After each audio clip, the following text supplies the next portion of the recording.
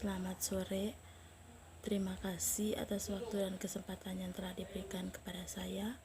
Perkenalkan, nama saya Maria Scholastica Sun dengan NIM 1703030057.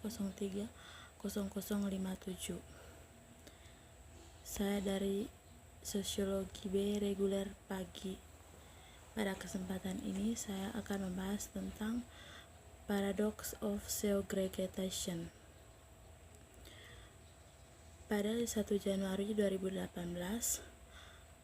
Denmark Larsluck mengumumkan harus menetapkan target baru untuk menghapus ghetto dari beberapa tempat dengan memecah beton dan menghancurkan bangunan, dengan menyebar penghuninya dan menempatkan mereka di tempat yang berbeda. Di tempat lain dengan mengambil kendali penuh atas siapa yang masuk. Terlepas dari konsensus bahwa segregasi tempat tinggal adalah multidimensi dan fenomena kompleks, asumsi yang terlalu disederhanakan segregasi spesial satu mencerminkan ketidaksetaraan sosial yang ada. Ini khususnya kasus tentang bentuk segregasi yang mengacu pada etnis, bangsa, atau ras.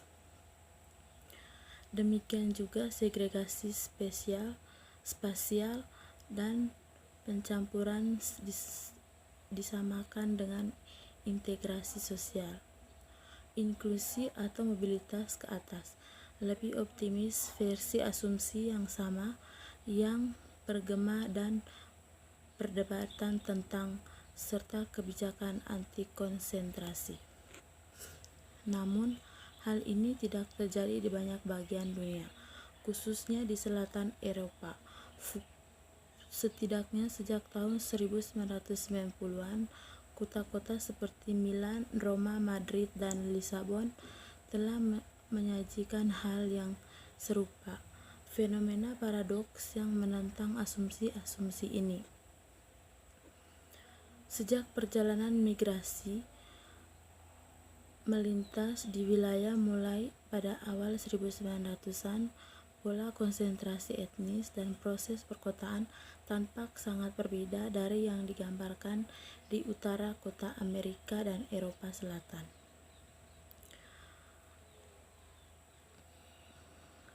Memang hal itu menakjubkan untuk disadari betapa sedikit yang diketahui tentang kota multi etnis di Eropa Selatan. Fenomena paradoks serupa juga terjadi di bagian lain di seluruh dunia. Lebih dipisahkan secara spasial, bahkan dengan gelombang migrasi massal baru atau eskalasi krisis terjangkauan perumahan, proses perairan belum terwujud secara sistematis di seluruh kota. Dengan San Francisco menjadi salah satunya kota yang paling tidak dipisahkan secara rasial di Amerika. Apakah ini terutama karena perubahan demografi? Karena belum pernah terjadi sebelum variasi arus masuk imigran dan mobilitas suku ras yang terjadi dengan globalisasi.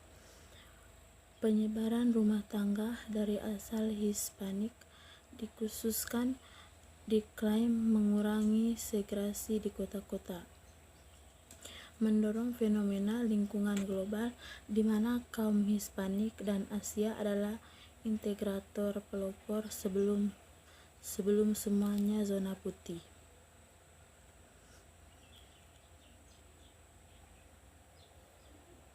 Di kota yang terbagi seperti Fujita dan Hill, orang Jepang ekonomi politik nasional dan barisannya sangat penting untuk memahami alasan perumahan. Demokrasi yang ditetapkan di Amerika Serikat bergema di Amerika karena komposisi yang kompleks gelombang migrasi baru ini. Secara kritis, tidak satupun dari penjelasan mempertimbangkan tingkat segregasi yang rendah atau proses disegresi sebagai indikator tegas dari mobilitas sosial ke atas dan kehidupan yang lebih baik. Peluang yang juga menarik adalah kebalikan dari paradoks yang ditemui di kota Skandinavia, Copenhagen, Stockholm, Oslo, dan Helsinki adalah di antara kota-kota paling tidak setara secara sosial di dunia, tapi mereka tingkat segregasi spesial cukup besar. Tampaknya sebagian alasannya berada di luar batas kota, dan kenaikan indeks segregasi dapat dilakukan secara bersama-sama ditelusuri di banyak kota multi-etnis. Tetapi ini menunjukkan korelasi antara dimensi spesial dan sosial ketidaksetaraan tidak sederhana yang sering disiratkan oleh arus utama metafora segregasi. Sederhananya, pola-pola ini tidak mengungkapkan paradoks, melainkan menunjukkan bahwa hubungan antara segregasi dan ketidaksetaraan jauh dari linear.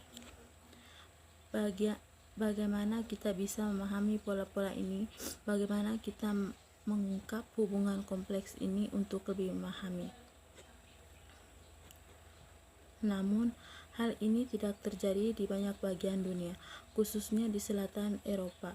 Fokus setidaknya sejak tahun 1900-an, kota-kota seperti Milan, Roma, Madrid, dan Lisabon telah menyajikan hal yang rupanya.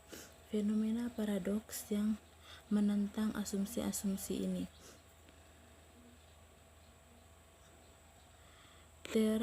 Teori dominan tidak dapat sepenuhnya menjelaskan fenomena ini, dan ini bagian dari benua diabaikan dalam perdebatan Eropa tentang segregasi pada periode itu.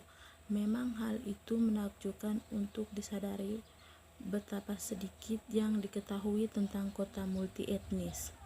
Fenomena paradoks serupa juga terjadi di bagian lain di seluruh dunia, tetapi baru-baru ini menarik banyak perhatian. Meskipun ketimpangan sosial semakin parah, beberapa kota tidak menjadi lebih dipisahkan secara spesial. Bahkan dengan gelombang migrasi massal atau eskalasi kritis terjangkau perumahan, proses perkiraan belum terwujud secara sistematis di seluruh kota. Di beberapa tempat, pemisahan tempat tinggal, bahkan penurunan imigran dan kelompok asli di seluruh kota dan wilayah metropolitan dan beberapa lingkungan menjadi lebih beragam secara etnis dan campuran sosial. Cara memahami dan realitas sosial dibentuk oleh konsep sendiri, membuat penggunaan kabur dan sakit istilah mendefinisikan hambatan bagi solusi akhirnya dari masalah sosial yang tampak dihiriah tentukan atau tersirat oleh mereka. Namun, pada saat yang sama, konsepnya tidak jelas, bisa menarik secara politik jika mereka berhasil mengakomodasi perbedaan makna yang menarik bagi audiens yang berbeda.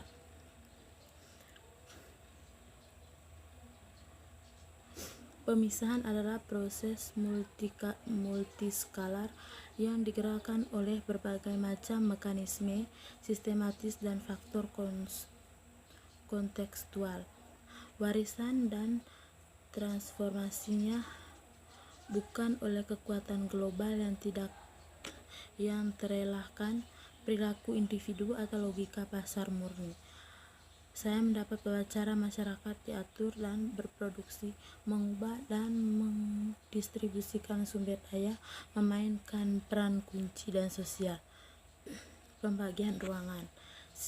segregasi dan dengan demikian merupakan produk melekat dan harus dipahami dalam hubungan dengan masyarakat luas.